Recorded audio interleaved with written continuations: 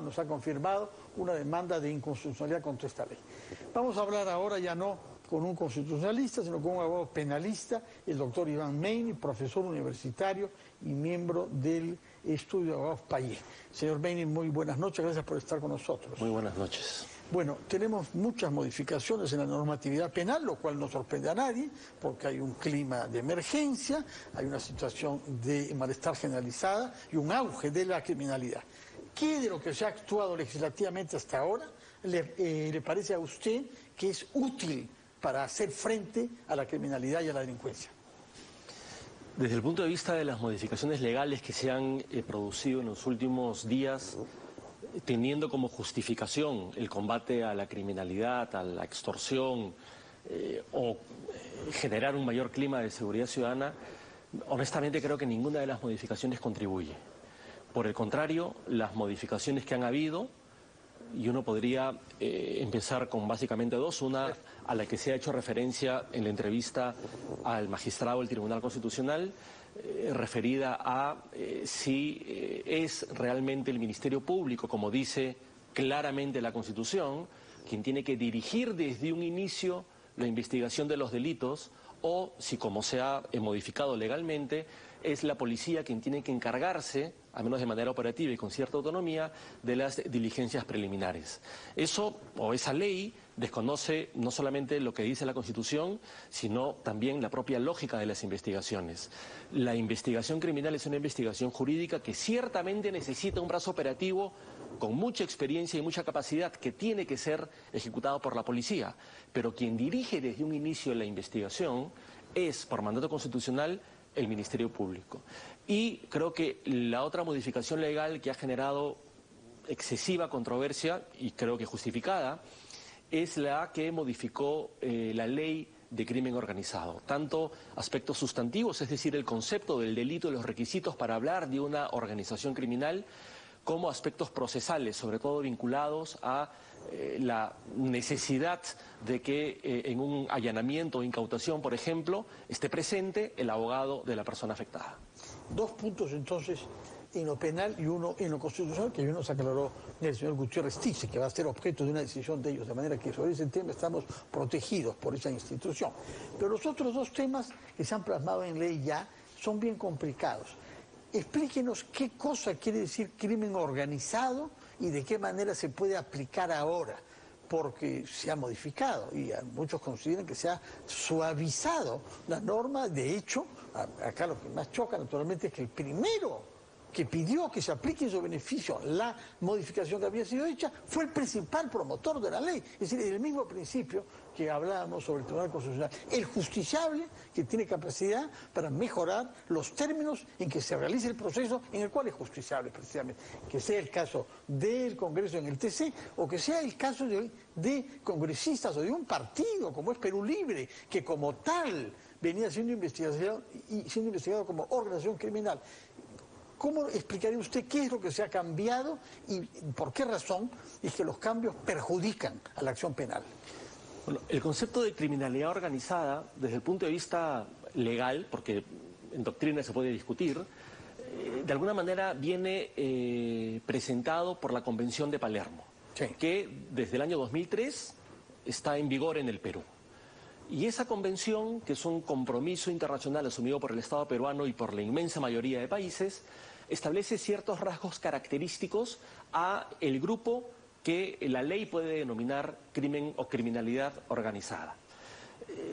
Este delito o esta construcción se regula en el artículo 317 del Código Penal, tradicionalmente. Cuando entra en vigor la ley 32108, que es esta ley que modifica la ley de crimen organizado, modifica también los requisitos para considerar a una organización criminal como tal. Básicamente incorpora tres trabas. La primera establece que solo se puede hablar de una criminalidad organizada u organización criminal cuando los delitos para los cuales las personas se organizan están sancionados en el Código Penal con una pena que debe ser mayor a 6 años. Con lo cual se dejan de lado los delitos de tráfico de influencias, algunos delitos de estafas agravadas, hurtos agravados y otros delitos que son frecuentes y graves. Segunda traba. se quitó uno de los 4 verbos rectores del delito: promover una organización criminal. Se mantuvo constituir una organización, organizarla e integrarla. Pero la interpretación que la jurisprudencia peruana le había dado al verbo promover, que ya no está, es la de un comportamiento posterior a los otros 3 verbos y que permitía incorporar ahí comportamientos que no están hoy día adecuadamente tipificados.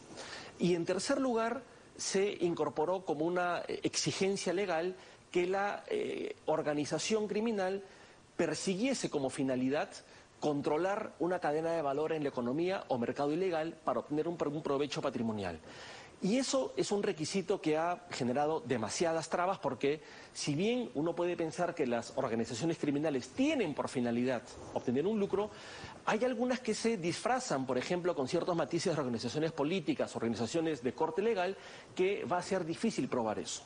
Por tanto, estos 3 elementos son los que la ley 32.108 incorporó y generaron trabas, además de las trabas, digamos, procesales, que es la presencia del abogado defensor en casos de allanamiento y incautación. Vamos a hablar sobre ese tema procesal después, porque es muy importante, ha dado lugar, y vamos a escuchar después también al director general de la Defensa Pública del Ministerio de Justicia. Nos va a decir en qué situación se hallan los abogados públicos, es decir, los abogados de oficio, que van a tener que ahora que cumplir más tareas que las que venían haciendo. Pero regresemos a la modificación plasmada en la ley 32.108. Usted dice, todos los delitos que tengan una pena menor de 6 años ya no serán considerados crimen organizado. No lo digo yo, lo dice la ley 30. Sí, por cierto, lejos de mí creer que usted que usted lo dice, o que lo pretende, o que lo respalda. Pero eso lo dice la ley. Nos ha dicho que la ley ha establecido eso. ¿Cuáles delitos en concreto se ven beneficiados por esta mansedumbre del legislador? Hay varios delitos. Probablemente el más importante, teniendo en cuenta los promotores desde el Congreso de esta ley y quienes al mismo tiempo están siendo investigados y han solicitado que se les aplique en propio beneficio esta ley, es el delito de tráfico de influencias, ¿no? Ese delito, la pena en su formulación básica no supera los 6 años. Por tanto, antes era un delito que podían cometer las organizaciones criminales y hoy día, a la luz de la vigencia de esta ley, ya no.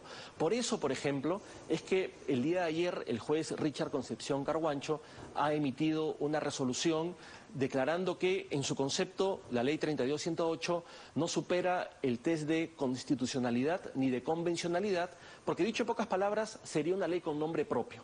Habría sido promovida por el señor Valdemar Cerrón y el grupo político al que pertenece, y pocos días después él invoca esa ley para que le beneficie en la investigación, aunque ciertamente el juez Chávez Tamariz, encargado de resolver, la inaplicó, y el fallo que se ha conocido ayer del juez Richard Concepción Carguancho es del caso de el señor Nicanor Boluarte, aunque en un incidente no... Los Huayquis, ¿no? Los Huayquis, pero en un incidente no promovido por él, sino por otra investigada, donde pedía que se archive la investigación porque el tráfico de influencias ya no es una un funcionaria delito de Caliwarma, ¿no? Efectivamente, la señora Herrera. Sí. Y lo que ha contestado el juez Concepción Carguancho, haciendo una revisión de la Constitución y de la Convención de Derechos Humanos, la Convención Americana, es que esta ley se inaplica al caso concreto, porque, entre otras cosas, es una ley con nombre propio.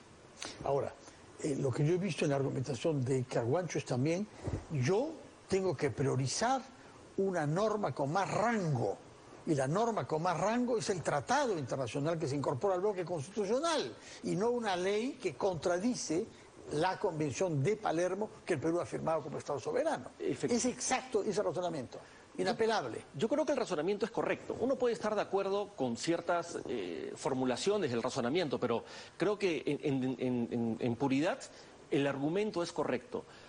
Una ley como la 32.108 que modifica de esa manera el concepto de criminalidad organizada, intentando justificar esas modificaciones en que con eso se va a contribuir a la lucha contra la criminalidad organizada y se va a evitar que se judicialice la política, no cumple con el estándar constitucional ni con el estándar convencional.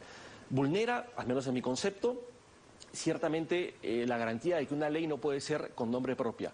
Vulnera los compromisos... Pero eso no se puede afirmar, eso no es tan apodíctico como el test de convencionalidad. Digamos... Que es atribuir una intención, el que haya sido hecho con un nombre propio, que se beneficie a la persona que la promovió, eso es objetivo, pero la motivación, eso es difícil de atribuir, ¿no? Pero digamos, es complicado probar una motivación, pero hay ciertos hechos que pueden sugerir cuál esta ha sido.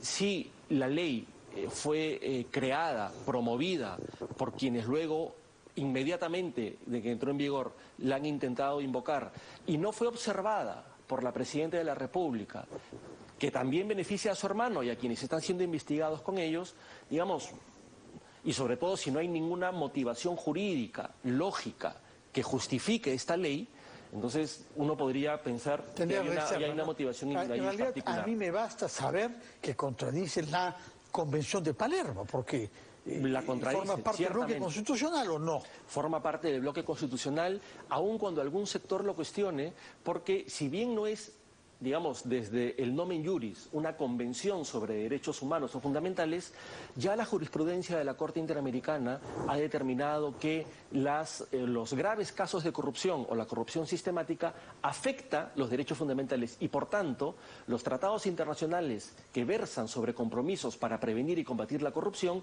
tienen también incidencia en derechos fundamentales. Ahora, hay otro hecho que es interesante de recordar, que hay otra personalidad que ha buscado acogerse rápidamente a esta ley, uno de los prófugos de la justicia más astutos que haya, 2 veces prófugo, el señor Inostroza. Efectivamente. Ha hecho valer esa ley en su beneficio. Explíquenos por qué. Porque los delitos que se le imputan no serían ya típicos con este nuevo marco normativo, ¿no? Y habrá que esperar a ver qué es lo que responde el juez que tiene que resolver ese pedido. Pero por lo pronto, si uno revisa los pronunciamientos judiciales sobre la ley, tenemos, por ejemplo, que el juez Chávez Tamariz la inaplicó. Para el caso, efectivamente, de los hermanos Cerrón. El juez Richard Concepción Carguancho la ha inaplicado. Pero la Corte Suprema, en un recurso de casación de hace algunos pocos días, sí la aplicó. Consideró que no era... ¿Respecto de qué caso? De también, digamos, de un incidente, de una casación en el que tenía que pronunciarse sobre la vigencia de esa ley. Y ha dicho que esa ley, digamos, al menos se puede entre líneas leer, no es inconstitucional ni contraviene la convencionalidad, por eso la ha aplicado, ¿no? Muy bien, yo quisiera preguntarle antes de despedirnos sobre el allanamiento. ¿Cómo se hacía antes el allanamiento y cómo se va a hacer ahora? Porque ha habido mucha polémica en torno a eso, está claro que han buscado complicar la acción de la Fiscalía y la Justicia, porque va a ser más difícil hacerlo. Yo, como me lo he preguntado en otra oportunidad, si hubiera habido que respetar ese tipo de normas cuando se ingresó al domicilio de Abimael Guzmán, hubiera habido que preguntar si tenía un abogado o buscar que se presente un abogado de oficio. No es lo mismo, naturalmente, que los allanamientos decididos por la justicia ahora, pero cuéntenos, por favor, qué modificación se ha producido respecto del allanamiento. Que la ley 32.108 exige la presencia del abogado defensor de la persona afectada para que la diligencia de allanamiento, que es una diligencia que cuenta con orden judicial, no es solamente una decisión fiscal, pueda llevarse a cabo. Y eso, hemos conocido, ha generado muchas trabas. Se demora 4 horas en presentarse el abogado, perturbando totalmente el allanamiento y dando posibilidad al allanado. Se puede poner a buen recaudo las pruebas que la Fiscalía necesita. ¿Cómo era antes? Que es su pregunta. Antes, con orden judicial siempre estaba presente la Fiscalía, ayudada por la policía, y llevaban a cabo la diligencia de allanamiento, de cerraje e incautación. Y eso, los objetos, llámese computadoras, libros, USBs, teléfonos, se presentaban y había una diligencia donde se podían, digamos, visualizar. Y además, si uno revisa cómo sucede en otros países, por regla general, una diligencia de allanamiento o de incautación tiene que tener un factor de sorpresa, por razones evidentes. Si no, no funciona, ¿no? Si se notifica a la persona afectada para que a su vez se exija la presencia del abogado defensor, eso puede perjudicar. Pero ayer el Congreso, se ha presentado este dictamen para modificar, tal vez a consecuencia de la presión social, esta ley en esos extremos.